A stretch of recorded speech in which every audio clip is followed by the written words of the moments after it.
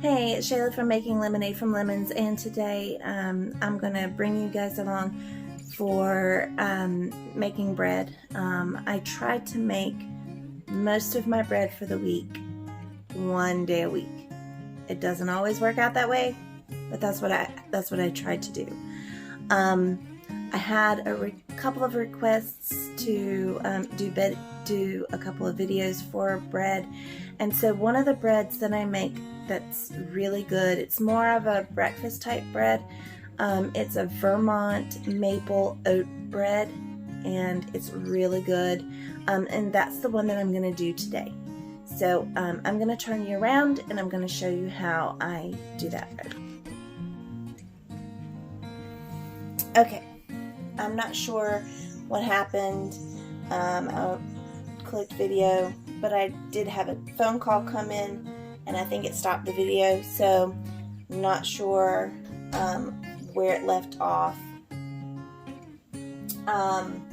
What I have in here in my mixing bowl is 3/4 of a cup of plus 2 tablespoons of hot water and a 1/2 cup of rolled oats. Then I have, I'm going to add, this is a 1/2 cup of maple syrup because my kids like it a little bit on the sweeter side. So, so it calls for 1/4 cup of maple syrup, but we're going to add in a 1/2 cup. And then it also give it more of a maple flavor. Alright, and then it calls for maple flavoring, and it says for a 1/2 teaspoon, but we're going to go ahead and do a whole teaspoon. Okay, and then the butter is, it's a 1/4 of a cup of butter, and I went ahead and melted it. Pour that in, and then I also have salt. It calls for a teaspoon and a 1/4 of salt and a 1/2 teaspoon of cinnamon. I have a little bit more cinnamon in here than a 1/2 teaspoon because we like cinnamon. So, and since this is like a breakfast type bread, it's supposed to be sweeter. So I'll go ahead and put that in. And then you just go ahead and turn on your mixer. If you don't have a stand mixer, then you can use a hand mixer, or if you don't want to use a hand mixer, you just want to use just your spoon and a wooden spoon and mix it up, that's fine too. And you're just gonna stir it up, let it stir in there for a little bit, and it'll cool down. The hot water will cool down as it mixes in, but that hot water helps to helps the oats to soak, and because since you're using the oats, you need them to soak a little bit, so it helps them to soak in some of the moisture with it being hot. So you just let it mix in together, and then let me go ahead and go over the other ingredients that it's going to call for. It's going to call for 2 1/4 teaspoons of instant yeast, which I use the SAF yeast, and I keep it in a ball jar, and I generally use a little bit more yeast than it calls for, because I like to make sure that it's got enough. And I know most of these recipes are proven recipes, because this recipe is from King Arthur flour recipe, and I will link that recipe in the description. But I still like to use a little bit more yeast in it anyways. It just helps to make sure it rises really good. And then it also calls for 3/4 of a cup of the white whole wheat flour. So I have that here already measured out. And then it's going to call for 2 cups of the King Arthur unbleached flour. And I'm using bread flour instead. the one thing that I will say is that when it comes to flour, and I said this in a previous video that I did, is that when you're using flour, what you do is you add all but like a half a cup of the flour that it calls for, and then you add the last little bit a little bit along, because what you're doing is you're making sure that the dough is not too dry. Because if you are in a drier if you're in a drier area, then your flour is not going to have as much moisture in it as a humid area. So a humid area, you're going to need less flour than in a drier area. So I'm going to go ahead. It looks like everything is mixed in good. So I'm going to go ahead and add in my yeast.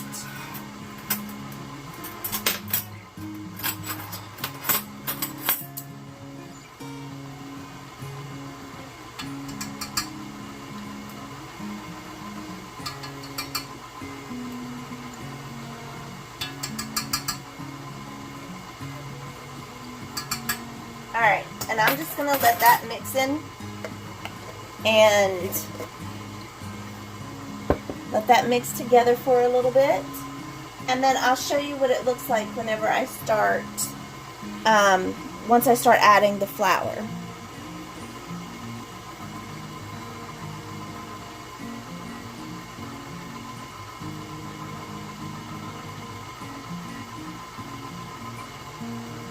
It's mixed in together pretty good. It's already incorporated in there, so I'm going to go ahead and add in my white whole wheat flour.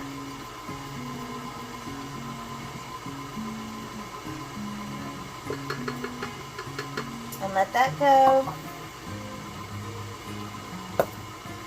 And I'm going to go ahead and put these over to the side,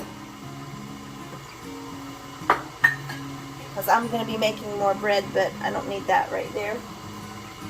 And then I'm going to add in, this is probably 3/4 of a cup of the bread flour, so I will definitely need at least 3/4 of a cup more, but I will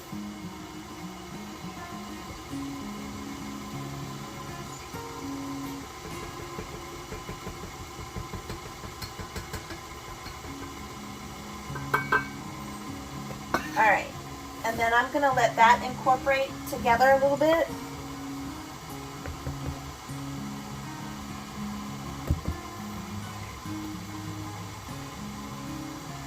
And what you want to do is you want to see the dough kind of come together into a ball. And then once you see it come together into a ball, then you're going to start adding in the other flour a little bit at a time. What you want to make sure is you want to make sure that the dough is not sticky. So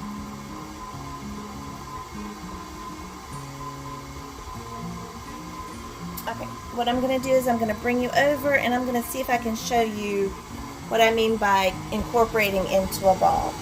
As you see right there, let's see if you can see it.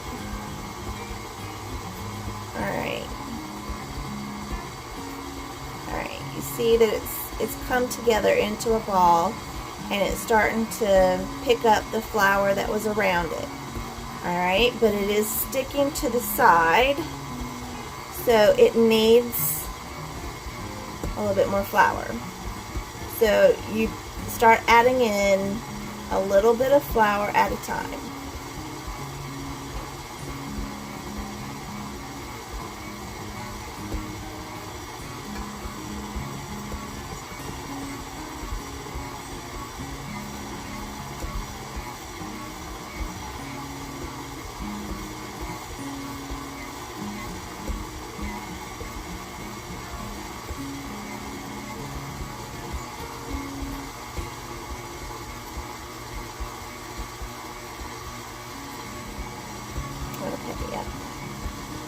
It's still sticking, so I'll put a little bit more flour in.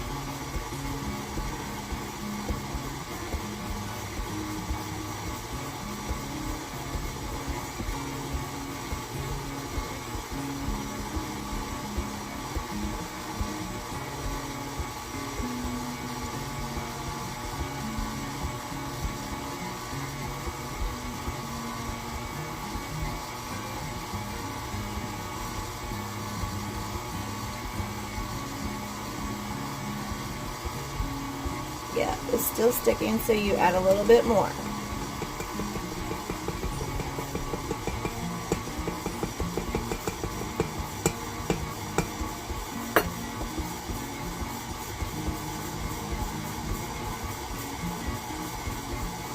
And what happens is that it starts picking up the flour, and sometimes it will look like that it's perfect, and then you'll let it go for a minute or two, and you'll see that it's actually still sticking like that.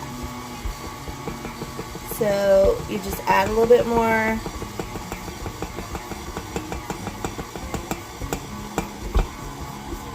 Flour in, and you let it go and let it incorporate all into the dough. Because what you want is, you don't want the dough to be sticky, too sticky. There are some doughs, like some sweet doughs, that are going to be a little bit sticky, but it will tell you that in the recipe generally. But you don't want it to, you don't want it really normally to be sticking to your hands. Now, no knead doughs often are sticky, but this is a dough that needs to be kneaded. So this, you don't want it to be sticky. The great thing is that this is going to do the kneading for me, so I don't have to do the kneading, because the kneading can be really hard on my back. Because the more I have to stand, the harder it is on my back with degenerative disc disease. So this actually does it quicker, so I am out of here quicker.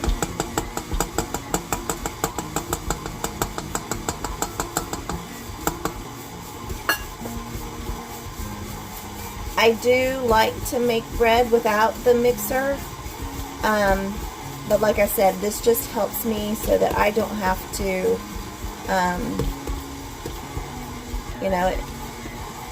don't have to worry as much about it being as painful. So,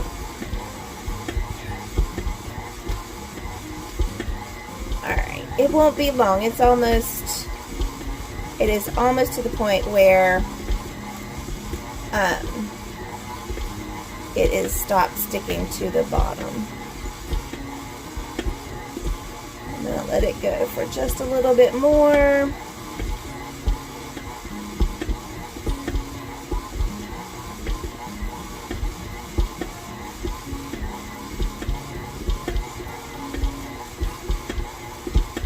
Okay, if you can see, the sides are almost clean. It is not sticking to the bottom. It really looks like you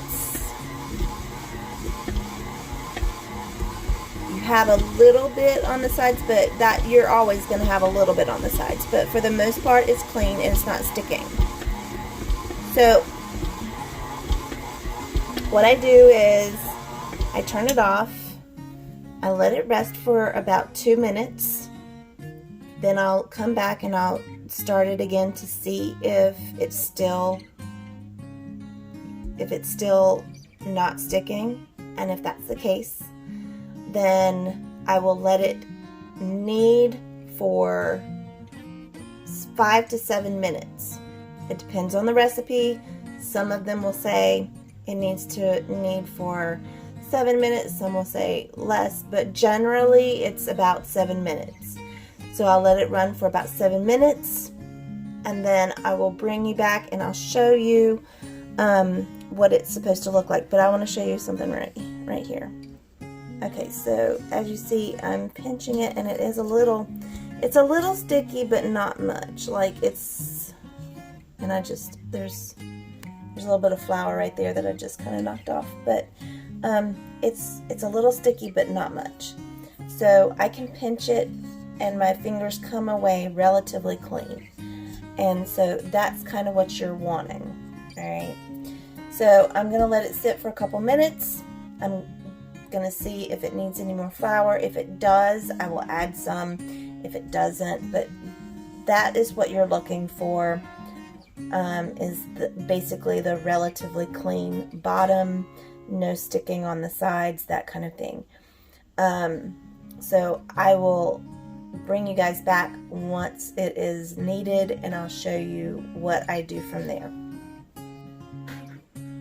Okay, so it's already done kneading, and so I'll show you what it looks like. It stretches. It should stretch. All right. And you just take it off of the hook and take it out of the bowl, the mixing bowl. Sometimes it might stick a little while you're trying to get it out, and that's okay. And then my countertop is pretty much, the only thing it's got on it is just flour, water, that kind of stuff that I've been baking on. So I just make sure my countertop is clean, and then I make sure that I put it into a ball. It's kind of hard to do one-handed, but anyways, so I just kind of, oops, here's oatmeal, which is fine, it won't hurt it, but because I will put some oatmeal on the top. Anyways, so this is going to go into a greased bowl, and then I just, as you see, I just kind of grease the top by moving around, and then I'm going to put a towel over the top. I normally use, I have kitchen towels that I normally use. My kids decided, because my kids do laundry and that kind of stuff, and they didn't do my kitchen towels, so I have clean bath towels, but hey, they're clean. So this is going to go into a warm place. Right now it's my oven. You have to excuse the mess. I need to clean out my oven. I had a spill in there earlier. And that's just gonna, it just has the light on, and it's just gonna stay in there for an hour and a half. Once it's done rising, I will bring you back, and I'll let you see what I do from there. Okay, so it's been more than an hour and a half. It's okay to let it proof for more than an hour and a half for the first rise. For anything more than the first rise, so on your second rise, you really don't want to let it proof more than the 30 minutes or until it reaches the height that it's suggested on the recipe, because if you let it rise on the second rise for too long, then it can fall in the middle, and then it just won't be a nice, it'll still be edible, but it won't be as good of a texture, and it won't be as pretty either. So and of course I don't really care as much about pretty, although it's always nice to have a nice pretty dough. But what I do is I just turn this out onto my countertop. Just make sure that your countertop is clean, and you'll have a little bit of the dough stuck in here, and that's fine. Just get it, you can just scrape it out.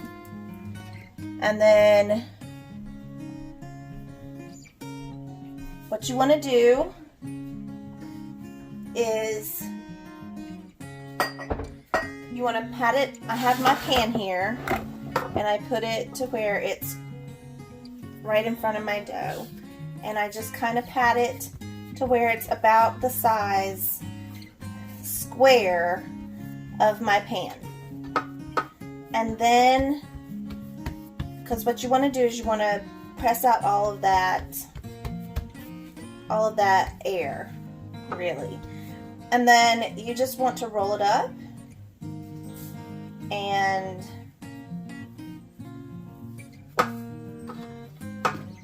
then I pinch the seam on mine. Not everybody does that the same way. Some people just lay the seam down in there without pinching it, and that's fine too.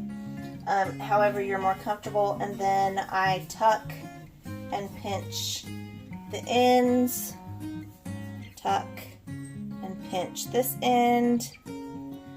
Then I turn it over and kind of roll it, and then I put it in here. Once I get it in the pan, I kind of press it into the pan so that it's pretty much nice and even. I don't want it to be too much on one side or the other. So try to get it as evenly as possible. So, like that. Now, the recipe calls for it to be brushed with water after the second rise, but I like to do it differently. This is where I like to brush mine with the water first, because to me, I feel like if I brush it with the water first and I put the topping on it, then it's more likely to stay. Sometimes if you brush it and then, like right after it's risen, sometimes it will just fall off. So anyways, so I brush it with the top with water, and then what I'm going to do is I'm going to sprinkle the top with sugar. It calls for maple sugar.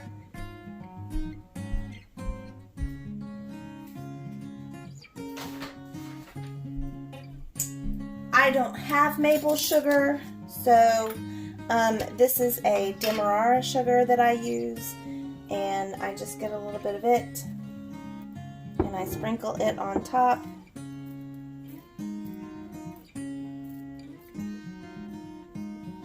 And then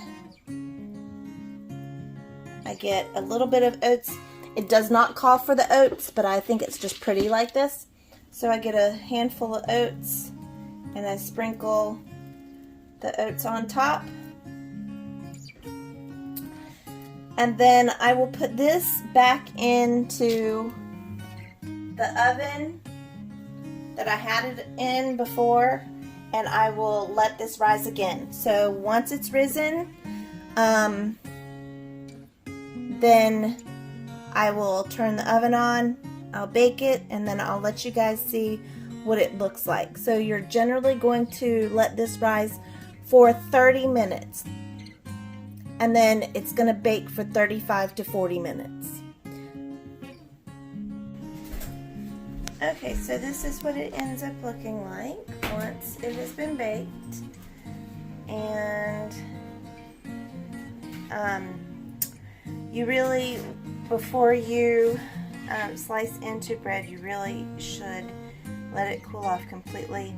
I didn't, and it still looks good even though I didn't, but it's still warm. But it's got a really good texture. You see that? Anyways, it's really good. It tastes really good. I haven't tasted this one, but every time I make this loaf of bread, it's always really good. And it seems like every time it's better. But anyways, and it smells, you can smell the maple, and it's just so good. Anyways, so I hope that you enjoyed it. And if you'd like to see more recipes, then just give me a comment down below. If you like the video, click like and subscribe. And like I said before, I will go ahead and I will link the recipe to this bread in the description below. And thanks so much for spending time with us today, and I hope you guys have a wonderful evening or morning, whichever it is for you, and we'll see you soon.